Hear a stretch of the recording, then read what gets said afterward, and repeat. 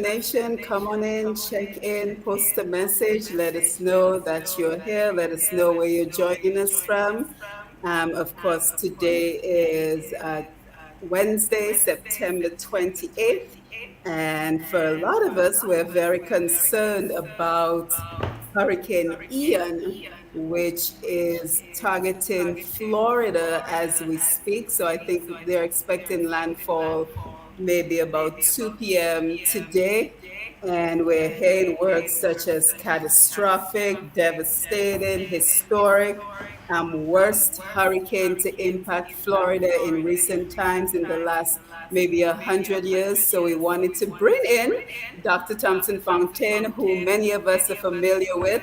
As you know, he's an economist by profession, working with the government of South Sudan, but he's also an expert when it comes to hurricane. As a matter of fact, Dr. Fontaine was able to guide many of us with regards to Hurricane Maria back in 2017 and was able to guide us and give comfort to many of us during that time back in 2017. So he has graciously accepted my offer to stop by today as we're tracking Hurricane Ian in Florida. So come on in, share the live, let everyone know that we're here because we're sure that you too have concerns with regards to Hurricane Ian. So let's bring in Dr. Thompson Fontaine. Dr. Fontaine, how are you today?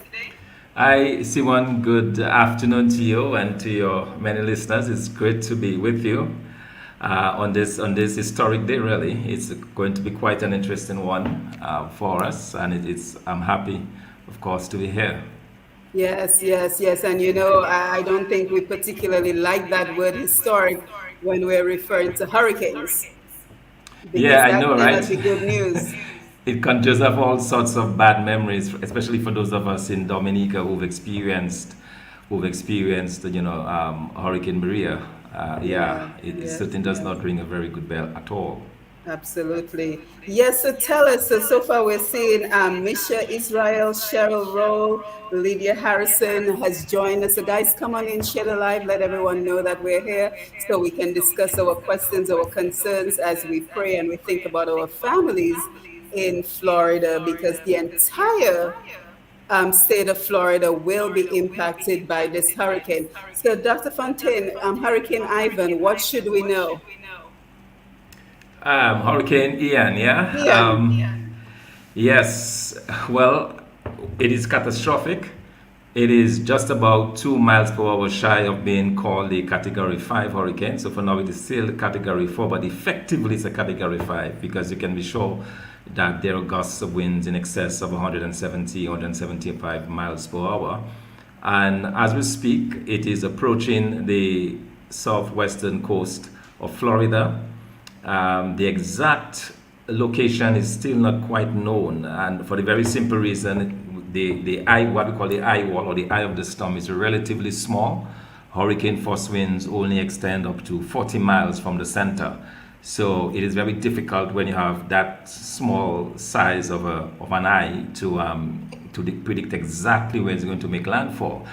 But the problem about these small storms is that they are compact, but that they are very efficient. So we saw that it moved from a Category 1 storm when it was formed yesterday to a Category 4 today. Rapid intensification, largely on account of the fact that it was over the Gulf of Mexico, very warm waters of the Gulf of Mexico. And normally, when a storm passes over a land mass, it kind of dies down. But interestingly enough, when it passed over the western part of Cuba last night, it did not really slow down. And part of the reason for that is that the most of the storm was still over the Gulf. Part of it passed over western Cuba, but the major part of the storm passed over the Gulf. So it was able to maintain that intensity so that when it emerged completely out over western Cuba, it was immediately a Category 4 storm, and that's what we have today. And this is catastrophic for many reasons. It has in its wake a lot of water because all of the moisture that it has soaked up over this past 24 hours, it is going to dump on Florida. and so we can expect rainfall in excess of 15, probably up to 25, 30 inches of rainfall. I mean, to put that in perspective, that is the amount of rainfall in a couple of hours that you would normally get over a 3-month period in the Florida area. So all within that space of 2 to 3 hours, you're going to have this extensive dump of rain, which opens up the possibility, of course, for flooding. Yeah, and we want to talk about the impact of the rain as well as the impact of the wind, of course. But let us first talk about the areas in Florida that will be most impacted. Because from what I've heard recently, it was in the direct path of Tampa. So do we know which particular areas of Florida will be most impacted? Yes, it's certainly the areas around Tampa, Saratoga, Tampa area. That is where it most likely will make landfall. And so, in terms of the large cities, Tampa is the one that is most likely to get impacted there. As you can see from this graphic that you're just displaying, Tampa certainly is the one that is at most at risk right now. Right, and this is actually the live coverage of the hurricane. So we said it was the southwest portion of Florida that it is currently headed towards, and we're expecting landfall maybe about 2 p.m. today. Yeah, or probably even earlier, because what happened, it kind of sped up a little bit. So it is roughly after 12. We should see an earlier landfall, probably as early as in the next 30 minutes to an hour. Wow. The eye should come across there because it is just offshore, and it is Yeah. certainly barreling down on this coast there of Right. So Florida. do we anticipate that by the time it hits landfall, it will be a Category 5 hurricane? And it may very well be. It may very well be. As I said, it's just a matter of categorization. It's at 155 miles consistently. To be a Category 5, you need to be at 157. So 2 mile per hour additional is neither here nor there. The important thing to note, though, is from the time it begins to interact with the landmass, it will start to kind of disintegrate. It will become disorganized. So the immediate place where it lands, that is where you'll have most of the damage, and this damage will be in the form of, importantly, storm surge, because what the wind does coming into the land, it pushes against the ocean, and that's what causes those waves. On a normal day, you see the waves. The actions of waves is the actions of wind against the surface of the sea. So when you have these types of winds at those speeds, it certainly causes the waves to raise. We are talking about the potential of 16-foot waves, which is a big problem, a big concern, because some of these areas are very low lying. Some of these areas are about 3 feet above sea level. So Yeah, it's a because as very a low matter of lying fact, area. So if you Thompson, have yeah, I was listening to CNN. I've been listening to CNN all morning, and that's exactly what they're saying. That even many of the homes are only about 3 feet above sea level. So when you're talking about some said 16, and some reports are even saying 18 feet, I mean, we're talking about a lot of devastation. Yes, indeed, indeed. It is, and as we said, and the reason why the term catastrophic is being used is because you will expect that level of devastation. You will expect that level of destruction, and it's coming from three areas. Okay, in addition to the waves, because you're going to have this seawater basically coming into areas. For example, cities like St. Petersburg, for example, could experience surge levels downtown in those capital. Tampa as well. The sea could obviously come into those cities. That's the storm surge, and then you have the impact of the wind, which is likely to topple, to remove roofs. And in those large cities where you have those cranes, for example, you normally see those very huge cranes in those cities. It has the potential to topple those cranes. If those cranes topple, they could, of course, fall on buildings, they could fall on people, they could fall on, and cause a lot of damage. So you have the wind damage you have to factor in. And the one that is most likely to impact all of Florida is the rain. because you're going to have, as I said, for the next several hours, you're going to have sustained rain that will just be inundated the area. And it's not like Dominica where the water rushes to the sea. These are low-lying areas, so what we'll have is a slow rise. You can think of what happened with Hurricane Gilbert in New Orleans, when the city literally almost drowned. An entire city of New Orleans almost drowned. And that's what happened. The storm simply sat over. Hardly anybody died from the wind. The deaths that were reported, and I suspect there may very well be, in particular if individuals did not hit the warning, and some people did not. There were mandatory orders by the authorities for people to leave. But as always, people are adventurous. Some people want to stay, some people don't want to leave their homes for whatever reason. And so you may very well see, casualties Yeah, or injuries out and of that is this. a real concern. And let me apologize, Nigel. Thank you for letting me know about the echo. I know there's an echo, but unfortunately, we can't seem to figure out why that is the case. So just bear with me today. I hope you can still hear me just fine. And we want to hear your questions as well. I think Merlin, you have your hand up, so maybe you have a question. So if you have questions, you have concerns, please go ahead and post them so we know what is on your mind. But I'm happy that you mentioned the rain, Thompson, the amount of water that will inundate the area, because two important points. One of the governors was reporting, one of the leaders of one of the counties was reporting that the hurricane shelters are virtually empty. So the concern is that many people have decided to ride out the storm within their homes, and that is a genuine concern. And then the other concern with regards to the water is flooding. Because, like you mentioned, Florida is a very low-lying area, and what they experienced during Charlie, which was back in 2004, was that many of the sewage, many of the manholes simply overflowed because, like you said, the water had nowhere to go. So that is absolutely a concern with regards to the amount of water that will inundate the area. Yeah, that is the big. That's a huge concern. Like I said, you have the water coming from the sea. You have the water coming from from above. But what makes it dangerous is that the water does not get a chance to have any kind of runoff, because it's coming so quickly in such huge quantities. It simply just stacks up, literally stacks up.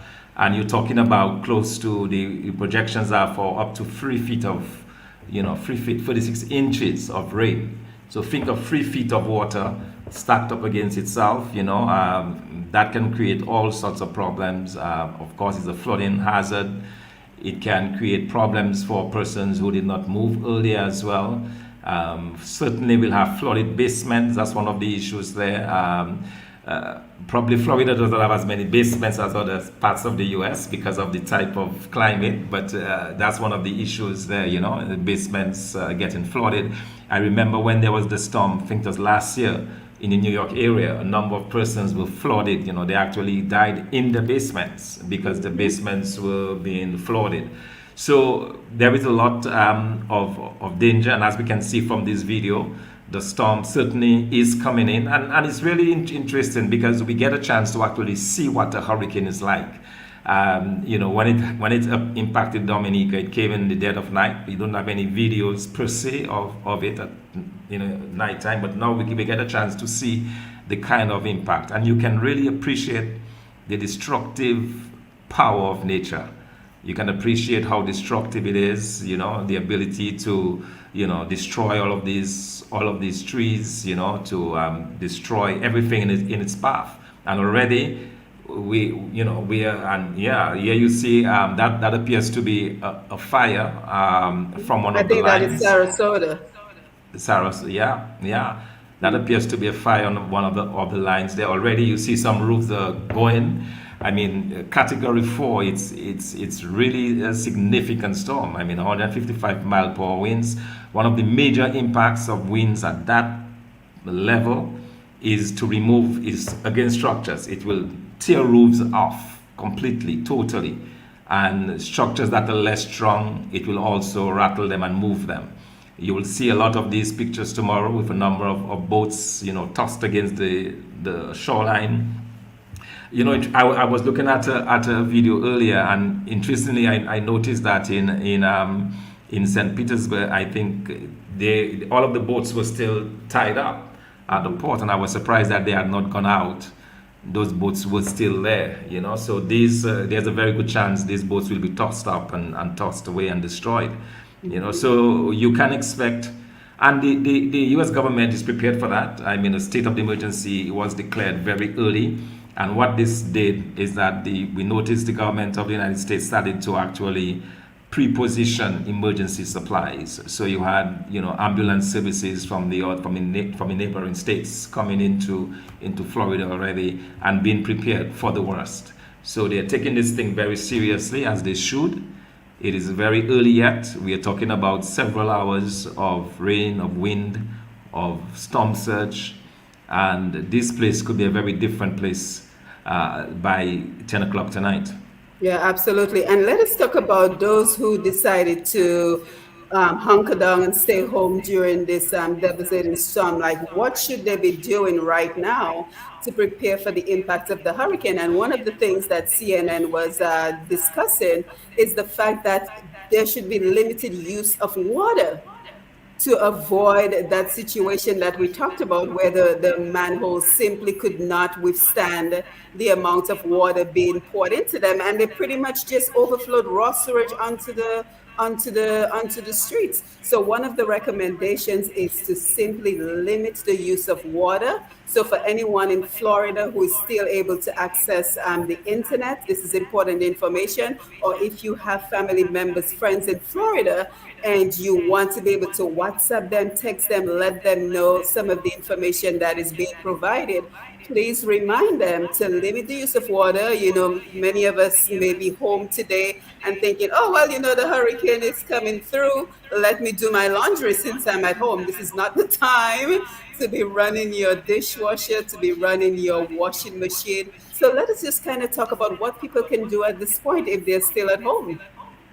Well, they can pray because I can Yes. tell you, in the middle of a storm like this, once you've made that decision to ride the storm off and it starts, there is nothing you can really do. You can't call on the emergency services; they will not come for you. You simply have to hunker down and hope for the best. Hope that your structure is structurally sound, that it can withstand the forces of nature.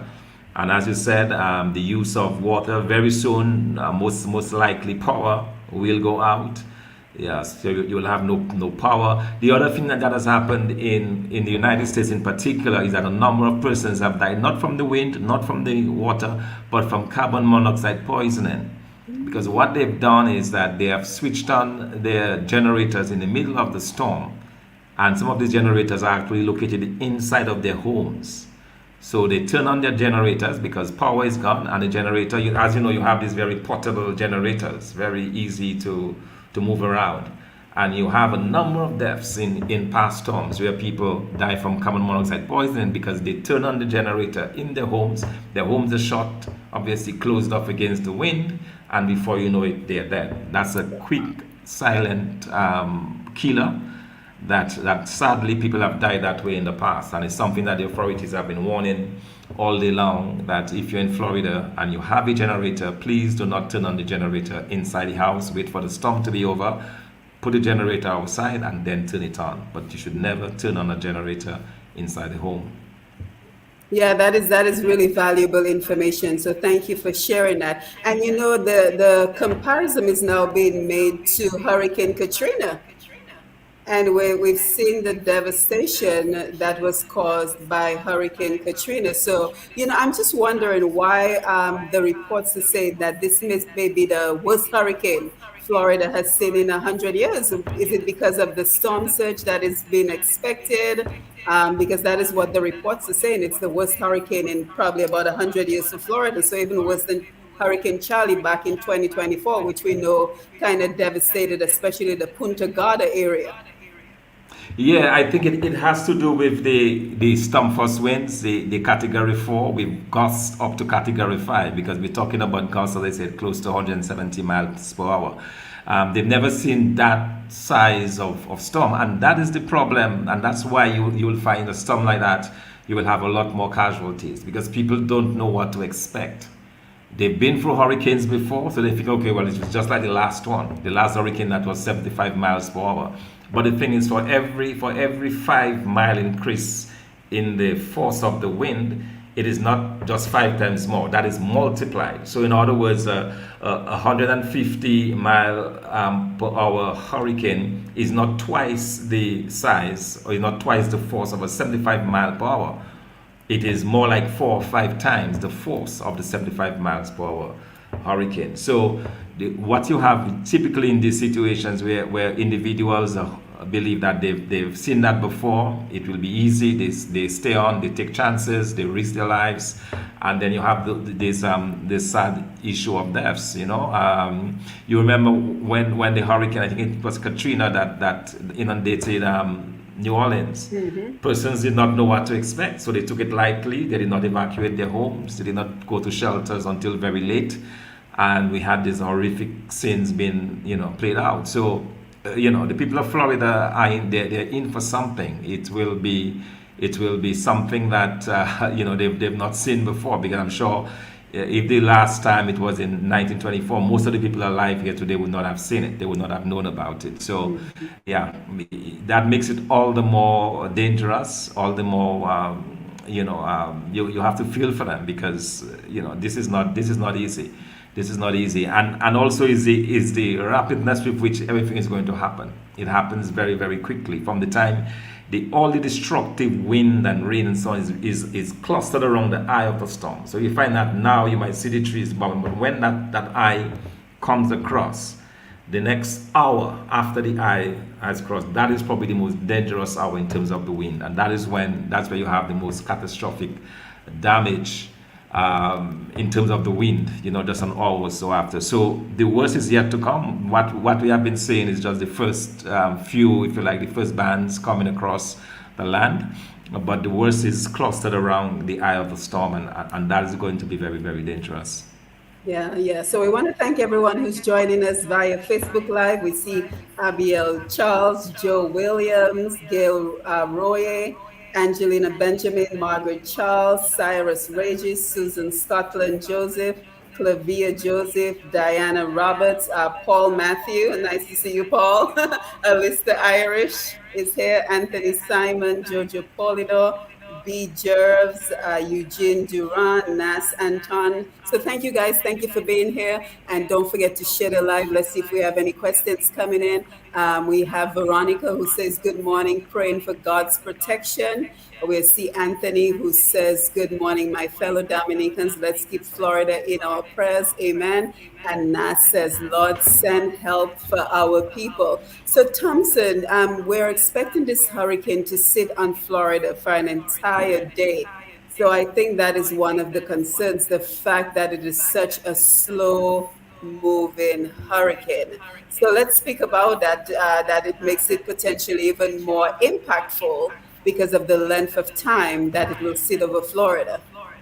Yes, and that is what makes it all the more dangerous, because it is, and not only that, it is not skirting the Florida. It's not like moving along the coast. It's actually going across the country, so across Florida, and it will reemerge on the other side of the Gulf. So it's a situation where that makes it dangerous, because you're going to have, as I said, that will be consistent rain. So you're going to have rain consistently coming down for 24 hours. And, so it's going to be a mess. You're going to have extensive flooding. These areas flood relatively easily. So you're going to have extensive flooding.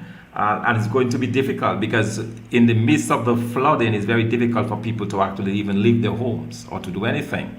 And again, if people are in basements, or if they're in a low-lying buildings, then you could have the situation, you could have a serious threat to life there. And in those cases, if the emergency services are not able to operate, then people can be in a lot of danger.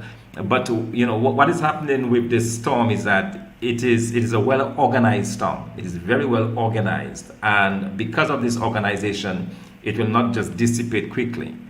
The hurricane winds will diminish relatively rapidly. So it comes on shore as a category 4 storm, but within an hour or two, it will be most likely category 1. It will come down very rapidly because it interacts with the land. And what happens is that it pours out a lot of the moisture that goes away, because the moisture is what creates the storm. But once that moisture is released, it eases the storm. The problem, though, is that this moisture continues to be released over time, and that is where the flooding comes in. That is where we have the real worry. And unfortunately, the danger is not over once the hurricane passes. So, what should we be concerned with after the hurricane? Well, based on past experience, the main problem is flooding. When power goes off, for example, there are a number of persons who, for example, who may be in their homes and who rely on oxygen. They need their oxygen supplies to be replaced. You're going to find people deprived of those types of things. People on dialysis. Persons who have medical conditions. That's usually one of the major concerns after a storm. The ability to quickly gain access. And if you have flooded out areas, that becomes all the more difficult to do.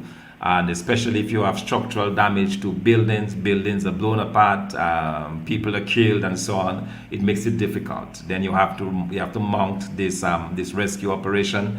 The federal government, they have actually stationed the National Guard. They have already mobilized the National Guard, so you can be sure that as soon as this thing is over, they'll be out looking for people. They'll be in a search and rescue mode, doing rescues, whether it is from flooding or persons probably trapped in buildings and so on. So you'll have a lot of those types of activities taking place. My worry is that a lot of the really dangerous time will be later tonight. So although the storm is coming on shore this afternoon, but the intensity will be maintained for probably 5, 6, 7 hours. So you're talking about by the time it's 8 o'clock tonight, it will still be difficult for any type of rescue operation. There'll be no lights, there'll be no power, so it can make it very difficult. So people have a really long night ahead of them. And that makes it all puts all these sorts of complications, because they have to literally, wherever they are, they have to stay and kind of fight it out. And then the other concern as well is, once people think that the hurricane is over, the temptation to simply run outside to see what's going on. But then we have to keep in mind down powered lines, the potential of people potentially being electrocuted because they're anxious to see what's going on and not really paying attention to the environment. So very important that people stay in place even when they believe that the hurricane is over. Yes, indeed. In fact, and that was I was listening to some of the emergency reports, and just the authorities giving people information. That's one of the things that they kept stressing. The need for people to stay in place, the same dangers that you talked about, probably live lines and live wires, and all of these things happening. And Florida, you have areas in Florida with a lot of trees, obviously, and people living close to those. There is the potential for trees being uprooted and falling on people's homes, and people, a lot of damage from that. So there are lots of different hazards that we can see coming into play, and which could pose some serious problems for the people of Florida. Yeah, and I want to thank you again, Dr. Fontaine, for joining us. Lucida John says, Lord, stretch forth your hands, please. Philbert Allen, great to see you. Owen Prosper, great to see you. Adelaide Paul, nice to see you.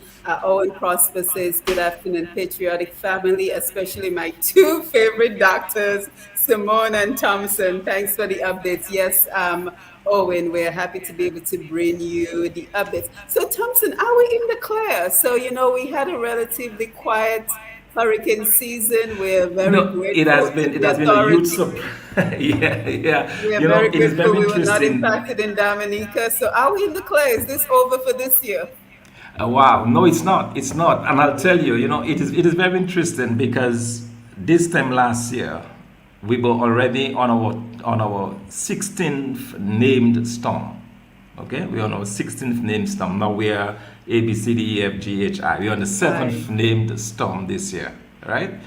The same time last year, we were on the 16th. So 16 potential storms that already come for us. Now, we are still not out of the woods as yet.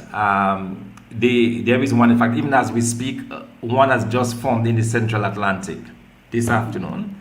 The important thing is that it will not impact the islands because it is heading north. These hurricanes issue, and it's not that we've not had tropical waves, but because of the timing, timing is everything. Because where the wave forms, the time the wave forms, and where the rest, in terms of where the high pressure systems are, with relation to the storm means everything. In fact, one of the reasons why I was able to say since last week Tuesday, I was able to in our hurricane group, I was able to indicate that this storm will impact Florida as a very strong storm. I mean, we're talking about the possibility of this coming across the islands. Last week Tuesday, I said, no, we should not worry in Dominica and the Windward Islands. The people living in Florida should worry because this storm is going to come across and most likely impact them. And the reason why I could say that is because once these storms are formed, where they are in relation to the high pressure systems means everything because that is what will steer them and guide them across. And because of that, I could say with some degree of certainty that we would see some action within a week's time in Florida, and here we are, today talking about it. So the fact that we have not seen much action is good. We keep our fingers crossed, but we're not out of the woods as yet. The season goes until November. It used to be October all over. It no longer is. It's I've now heard that. I've November. heard that. You remember when we grew up, right? We would have this little how you call it song we would sing and say, Yes, October all yes. over. Nah, not again. It's Hmm. November. That's when the season ends. So we still have the whole month of October, and we have had late season storms before. We've had storms, in October before. So it's not unusual to see action during the month of October.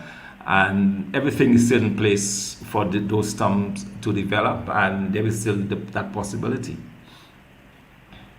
Yeah, I wanted to share. Hold on. I wanted to share the update from the Fox News that we were looking at previously. But we want to thank everyone who's joining us on the Facebook Live. We all know that you have concerns, and I think I just saw a question come in. So let me go to that question real quick as we continue to monitor Hurricane Ian, which has its eyes set on Florida. So, Henrietta James, I have a big tree close to the house. That's my concern. But I am inside. Rain is up now, but I am keeping watch. I am no stranger to this from Florida with love. Wow, Henrietta, thank you for giving us an update with regards to what is going on in Florida. And Cheryl Roll says, appreciate the updates. Now, Henrietta's point raises an important concern, Thompson, because we always tell folks about being prepared for the hurricane, how to protect themselves. But what if you have concerns about your neighbor's properties? What if you're concerned that your neighbor has a big tree that could potentially fall on your house? How do you deal with situations like that that are beyond your control? I was talking to some friends today, and I was indicating to them that if you're on the island, there's nowhere you can go really. You are trapped. If you're on an island and a hurricane is coming, you are literally trapped. So you have to find somewhere within that island to protect yourself. If you're in a place like Florida, you can jump into your car and you can drive north. You can drive to South Carolina, or you can drive to Texas. You can go anywhere and be away from it. So you have that option. And I think that's what people have to really do, when you have a storm like that, especially a storm, a catastrophic storm as we're having now. It makes sense to take evasive action and to go. And if there are those types of concerns, and especially trees, because what I've noticed as well is that those trees in the United States, they grow quickly. But the reason why they grow quickly is that they don't grow deep roots, and they're very I was easy gonna to say be something, but uprooted. I'll save my comments about what type of trees they might be. Yeah, no, I mean, so you will, they topple very easily, and so that is a very rare risk that it could fall on buildings, it could damage buildings and so on. And if you have that concern about your neighbor's tree, then probably it would be a good thing to actually leave and just find somewhere else to pass the storm. Yeah, well, thank you, Dr. Fontaine, for stopping by to give us an update about Hurricane Ian. Nichelle Jackson, great to see you. Opia Pascal, Simone James, thank you guys for joining us. And of course, we continue to pray for Florida. We continue to pray that everyone is safe, that everyone is hunkered down, and that they're ready to brave the storm. At this point, there's not much that can be done. And the fact of the matter is that all of Florida is going to be impacted. I'm here in Georgia, as you can see behind me. It's a pretty beautiful, calm day outside, but we're also expecting to get some impacts from this weather system. So we want to continue to pray for the people of Florida, that they remain safe, that we have limited casualties, limited deaths from this hurricane, and that this is, the last hurricane we see from the season, although Thompson tells us this may not be. So, Dr. Fontaine, final words? Yeah, well, just one thing I should have mentioned as well, and the other risk that we have is that the possibility of tornadoes as well. Yes, So yes. you could have a storm within a storm. We don't experience that in the Caribbean because tornadoes typically are from cold air coming into the warm area. So it's air from the north coming from the north, the Arctic zone coming down south, and it could get as far as Florida. And if this cold air interacts with the warm air from the hurricane, you could have tornadoes. So you really could have a situation where tornadoes could be spawned within this hurricane. So that's another danger on top of the dangers that we spoke about. So that is something to look out for. And as you mentioned as well, the in Georgia is going to come that way with rain, the same rain that is going to move because by that time it will just be a tropical storm. But it will also dump a lot of rain on Georgia. So the entire southern peninsula there, going into Georgia, will see some very very terrible weather the next 24 hours. Absolutely. Well, thank you. Anthony says Georgia is not out in the clear. Yes, Anthony, I'm fully aware of that, and I know you're in Atlanta as well. Sandra Green, thanks, Dr. Fontaine. I am here in Florida hoping for the best. Yes, Sandra, so we're hoping for the best. June Sukle is watching. Nice to see you as well. So thank you guys. Thank you for being here as we did a quick update on the Hurricane Ian heading for Florida. And we pray for the best outcome possible at this time. So we'll continue to monitor the weather. We will continue to monitor the system. And hopefully it will not take an entire day. It will go by quickly. But that is not what the projections are saying. So again, I'm Simone Matthew, joined by Dr. Thompson Fontaine, as we did an update on Hurricane Ian. Don't forget to follow Push Past 10 for all the latest in terms of our culture, our people, our businesses, and also for updates such as these, where we are able to come to you live and take any of your questions, any of your concerns, and just pray together as a group for the best outcome. So again, thank you for being here. Until next time, don't forget Roots Connections this evening at 8 p.m. Q95 FM. We are talking about finally putting the pieces together to create that music industry that our music professionals need. So don't forget to join us this evening from 8 p.m. Henrietta says there was a small tornado was also along I-95. The alarm came on, so we were alert. So a lot to be concerned about. So please, if you're in Florida, please stay safe, stay indoors, stay away from windows. Stay away from windows. Try to get into that particular room that you may have, even if it is your bathroom, that has absolutely no window. So again, guys, thank you for joining us. And don't forget to follow Push Past 10 so you will know the next time that we go live. Until then, take care. Thank All you, right, thank you. Thompson. Thank you. Take care. Bye bye.